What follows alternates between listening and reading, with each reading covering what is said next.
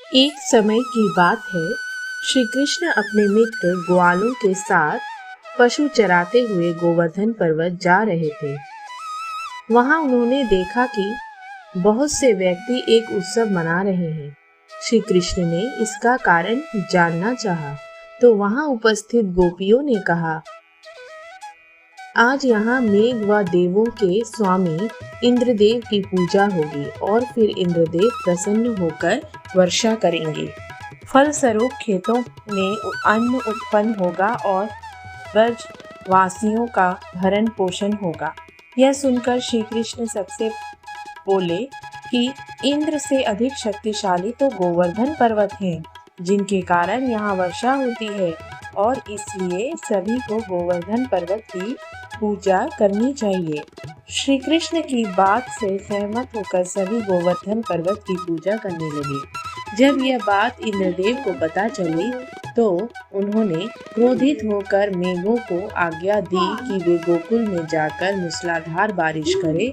बारिश से भयभीत होकर सभी गोपियां ग्वाले श्री कृष्ण के पास गए और उन्हें इस बारे में जानकारी दी। यह जानकर श्री कृष्ण ने सबको गोवर्धन पर्वत की शरण में चलने के लिए कहा। सभी गोपियां ग्वाले अपने पशु समेत गोवर्धन पर्वत की शरण में आ गए। तत्पश्चात श्री कृष्ण ने गोवर्धन पर्वत को अपनी कनिष्ठा पर उठाकर छाते से टांग दिया। इंद्रदेव के मेघ 7 दिन तक निरंतर बरसते रहे, किंतु श्री कृष्ण के सुदर्शन चक्र के प्रभाव से व्रजवासियों पर जल की एक बूंद भी नहीं पड़ी। यह अद्भुत चमत्कार देखकर इंद्रदेव असमंजस में पड़ गए। तब ब्रह्मा जी ने उन्हें बताया कि श्री कृष्ण भगवान विष्णु के अवतार हैं। सत्य जानकर इंद्रदेव श्री कृष्ण से क्षमा याचना करने लगे।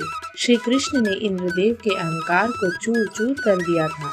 अंततः उन्होंने इंद्रदेव को क्षमा किया और 7वें दिन गोवर्धन पर्वत को भूमि तल पर रखा और व्रजवासियों से कहा कि अब वे हर वर्ष गोवर्धन पूजा कर अन्नकूट का पर्व मनाएं।